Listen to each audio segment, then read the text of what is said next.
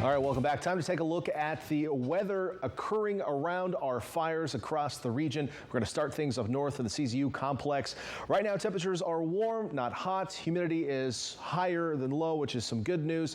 And we're still seeing some wind at the northwest at 4 to 11 miles per hour. One benefit that we saw today is a deeper marine layer that brought the cool, moist air up into this fire in the morning hours, which was some good news. But now that we're in the afternoon and we have less smoke up top, we have seen some sunshine break down and start to warm things back up a little bit. And of course, that wind, which always picks up in the afternoon, now at 11 miles per hour. Taking a look at the river fire, we're seeing temperature around 78 degrees. That reading taken on Mount Toro, relative humidity at 39%, and wind out of the northwest gusting up to 14 miles per hour. So still warm, not quite as dry, and still breezy out there. The Carmel fire, much warmer, 87 degrees, 32% humidity, and a west wind at 5 to 9 miles per hour. And that really taken right down along Carmel Valley Road, though, so pretty close to the actual fire front there in Carmel. And finally, the Dolan fire, hot and dry and above the marine layer. So we're looking at calm winds, which is some good news. In fact, below the marine layer, where the marine layer is, it's actually quite breezy on the coast, but in the higher elevations where most of this fire is burning, it is just hot, dry, and calm right now. But this one has been pretty active once again this afternoon, putting off quite a bit of smoke. Elsewhere around the Monterey Bay area, temperatures are pretty mild. We're seeing less smoke out there, so it's allowing a little more sunshine to reach the ground today. So we're a little bit warmer today than we were yesterday, but the humidity levels are higher because the marine layer is deeper. So we've got a couple things working for us. Right now, 70s and 80s around the coast, mostly 90s inland, and Parkfield currently at 102 degrees. High pressure still in control off to our southeast, but we can already see a lot of moisture streaming in from the south. This will be a very thin layer of moisture to start off with today into tomorrow, but it will deepen as we head into Thursday and Friday. And we talked about the potential for some dry lightning out of this once again, and unfortunately it is there. There will be that threat.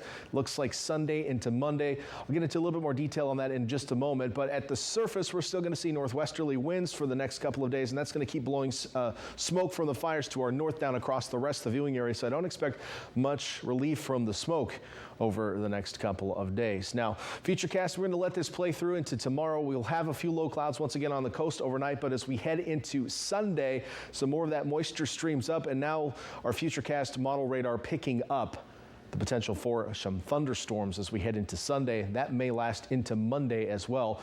And if these do develop, what you can expect is not much rain, but erratic winds. That's one thing we talked about. When a thunderstorm produces a downdraft, it comes down and hits the surface and spreads out in all directions. So you may see northwesterly winds on average across the region, but when you have a downburst coming down, it spreads the wind everywhere in different directions. And those are those erratic winds that we're talking about. On top of that, there's the lightning threat with that as well, unfortunately. So again, I'll be sticking around this weekend to make sure we stay up to date on that. So make sure to tune into our newscast Saturday and Sunday so you can see where those potential storms are. We'll take a quick look at your high temperatures tomorrow. Don't have a lot of time here, but we'll be warm in the Santa Cruz Mountains, 80s to 90s, 70s down along the coast. East shore of the bay, mainly in the 60s and 70s. Salinas and Watsonville in the 70s, 90s, and Gilroy and Hollister tomorrow. Monterey Peninsula, mostly 60s to low 70s.